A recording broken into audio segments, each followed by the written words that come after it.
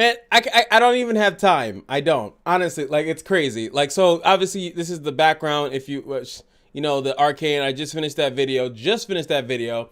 And then what do I find? They did this on purpose because they're jerks. So as soon as that dropped, or this is, I think it dropped about an hour ago. Now it is Project L, and they're showcasing Project L, and it's the League of Legends fighting game. So you know your boy's super excited. I did start a little bit without you. You know, I'm about a minute 39 in, but I'm gonna roll back to the dawn of time, and we're gonna look at this game together because I really want to know you guys' opinions because, of course, this is M.F.O. So without further ado, skidamarinky dinky do, let's get into it.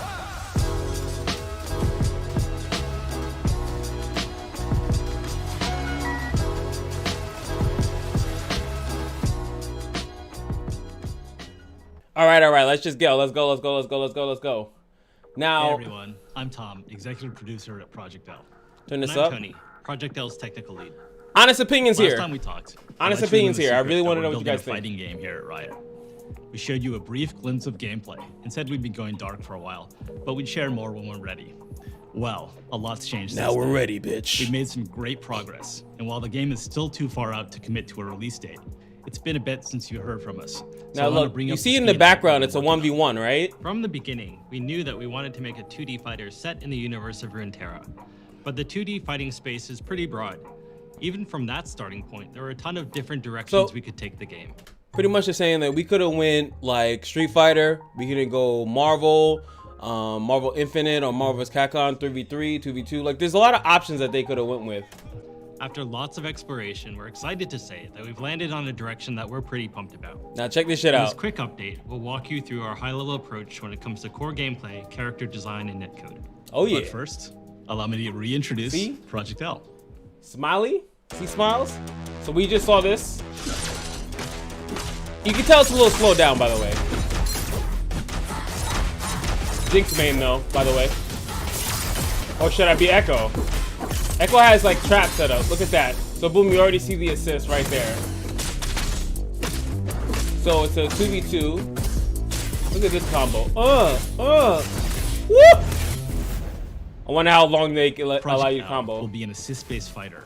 You'll build and pilot a team of 2 different champs. We feel like this is the right foundation to build a game that rewards strategic team building and on-the-fly decision-making on top of strong. Ari looks nuts. Our goal is to build a game that delivers a fast-paced, dynamic combat fantasy while leaving plenty of room for you to be creative and express yourself in gameplay. Why is Darius moving that fast? Like a lot of you out there, we're inspired by the insane outplays, hard reads, and 200 IQ plays behind some of the most iconic moments in fighting game history. The dream for us is to deliver a game that allows you to create new iconic moments for many years to come. Super.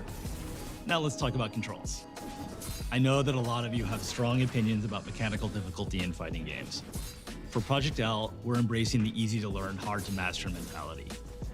So yes, we are making it easier to jump in with a new character and learn their basic kit. That said, we absolutely believe in rewarding the time you spend going deep on a character and providing opportunities for you to showcase your high-end mastery. One of the I don't know if that's a combo. That looks mad slow. What they're talking about is accessibility and kind of something like, well, not technically accessibility, but pretty much in a lot of these games, what happens is that you see combos like the Ari combo. Let's say if Ari's like a bunch of Hadouken motions and Shoryuken motions, and what if that combo you just saw that I was hyped about was just square, triangle, or something very, very basic. Some people won't like that. Like they want the game to be difficult. They want it to be, you know, like rewarding for the time. So that's what they're talking about. So again, that's a big question. Do you guys care about that? Especially because it's a rumored free-to-play game. Do you guys care how easy the inputs are? Or do you want it to be difficult because of you want it to even as a spectator sport, do you want the control? Like as a spectator, sometimes I want to know that the guy is doing crazy inputs because it makes the outplay seem better. But then again, allowing anybody to do it or more people to do it, then you have to put in more strategy because everyone is able to do the same thing. So you have to have more in your repertoire. So I'm curious to how you guys feel about that. Lights of fighting games is seeing top players move and fight in a way that's inspiring and distinct from lesser skilled That's a long combo. We want to set that aspirational summit and build a steadily increasing difficulty curve to get you there. I like that combo. This isn't about building a game where new players have a chance to be the pros. It's about unlocking the fun at all skill levels. which is extremely hard to do. It's actually the issue I think that Grand Blue Fantasy had. It was like they had a lot of too simple stuff. I feel like that's why it didn't do too well. Character design, of course, plays a huge role in this. For characters, our goal is to deliver on the iconic moves that League champions are known for, but adapted to work in a fighting game. She looks great. We want our champs to have powerful, flexible kits that give you the freedom to play your character. Echo looks good too, man. As an example, I'm thrilled to introduce you to Echo, re-envisioned for Project L. Yeah, they like arcaned out. He's a brilliant inventor who, through time manipulation, can rewind his own mistakes and stay one step ahead of his opponent. What? The centerpiece of Echo's kit is his Chrono Strike. It's a forward-moving slash that's a pretty good poke and a combo ender. When Echo slashes with Chrono Strike, he generates an after image that he can rewind back to any time in the next few seconds of the match. You can use the rewind to double down on your first slash, or make a different choice, and branch into a high committal launcher. Echo works just fine as a mid-range zoner. That's sick. But it really comes online when you take full advantage of the rewind ability. He can vary the timing of the rewind to mix up his opponent, recover for assist attacks made by his teammates.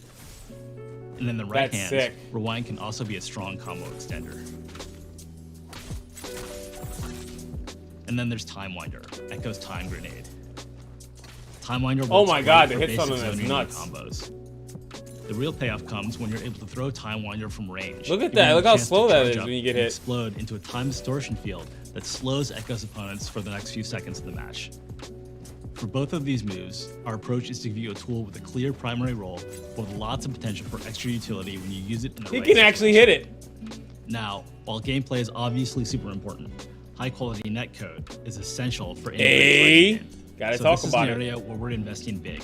I'm going to turn it over to Tony, and he'll walk you through some of our networking foundations.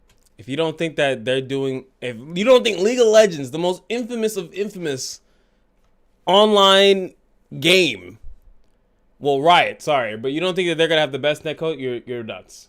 If they want to take it seriously anyway. Netcode has been a top-of-mind topic in the FGC for the past year, especially since we haven't been able to gather for live events. For Project L, we've designed our entire networking stack to deliver the same highly responsive gameplay that you'd get playing offline. Of course, this starts by using rollback networking at the core.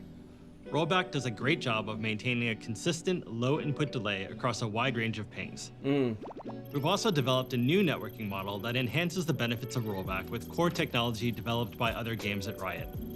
We'll route network traffic between players through Riot Direct, our internal network already being used to minimize latency in League of Legends and Valorant.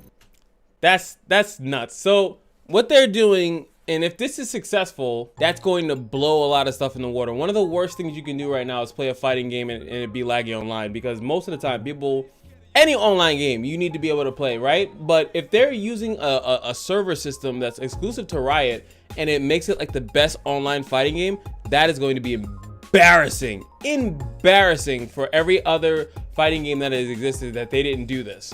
And if they're able, obviously, like I said, Riot is a big company when it comes to stuff like that, but that would be ultimately embarrassing, like legit, like that. Oh my God, that is huge if this is something that's successful, this router system that they're going with.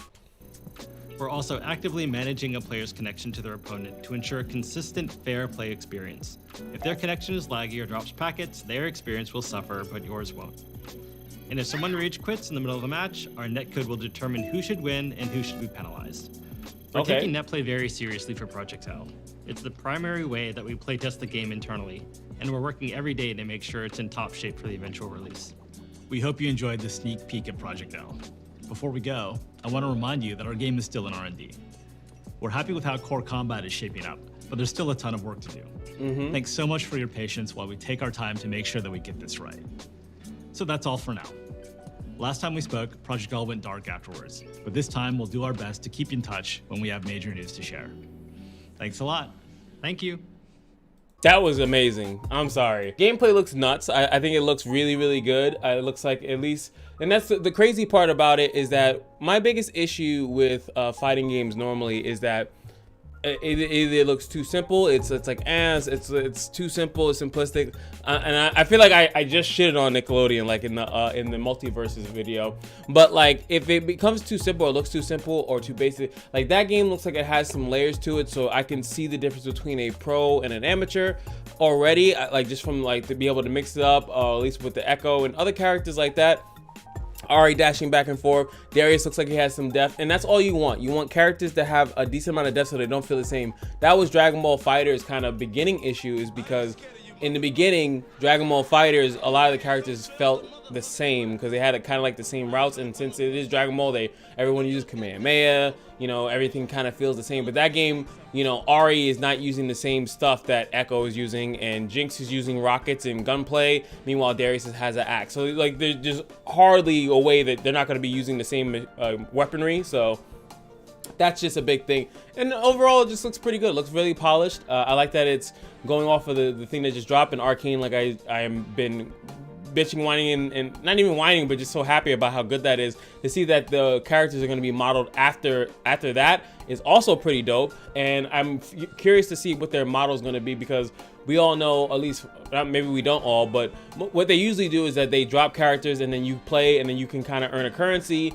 and then you can get more characters. That's how the League of Legends model, that's how they've always done their free to play. That's kind of how Runeterra is. The more hours in time that you invest into that game, whatever whatever Riot game it is, usually you benefit from just being an active player. So I've never once played a Riot game and felt like, oh man, I feel like I'm getting screwed over in any way, shape, or form. So I'm happy about this because Riot is one of my favorite companies. They've just done so well, but I'm a really big fighting game community fan as well. So I really hope that this brings a lot of attention and also really wake up and shakes up the fighting game, not community, but the developers in the fucking community, when they make shitty online games and you can't play them, and they show a free-to-play model that might work out. I was just literally watching a video of Maximilian talking about multiverses, about how hard it is to get people to actually play a fighting game, because the fee for entry for a fighting game sometimes is too much.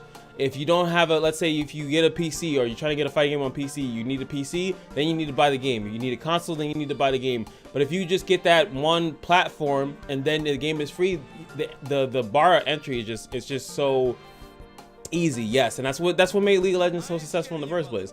And all the other ones, I think Dota was free to play as well too. You just allows people to try the game out, and if they don't like it, or you don't have the buyer's remorse. I have Nickelodeon.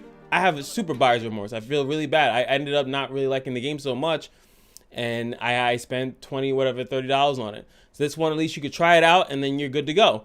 And most of the time, you're gonna like it for the first year, the honeymoon phase. But you don't have to like be screwed over for not liking the game in the honeymoon phase. So YFOs in the comment section below, let me know how you feel about the the Project L announcement, pretty much like announcement or a gameplay trailer. Like, what do you guys think? Especially if you don't play fighting games. Like, what do you think about looking at that and it's like, wow, that looks pretty cool, or I still don't want to test it, or would you at least watch a tournament of it? And that's usually the biggest thing for esports, is it entertaining enough for people to appreciate to watch it? Because half of the people, obviously most of the people that watch League of Legends, how big it is when they do streams and stuff like that, they can't play at that level. Would you respectfully watch a tournament like that if people got really good, really nice at that? I think that so far, if they can really make sure that it stays unique like that, keep adding characters from the already existing roster that League of Legends has, I think that's a no-brainer, man. I don't see how that game fails. I really don't. I don't see how it fails. It's literally easy cakes right there. But hey, that's M.F.O, and now you guys know. Like, comment, subscribe if you guys enjoyed the video, and just remember that every day at the Kashino is your lucky day, and I'll see you guys at the next video. Peace.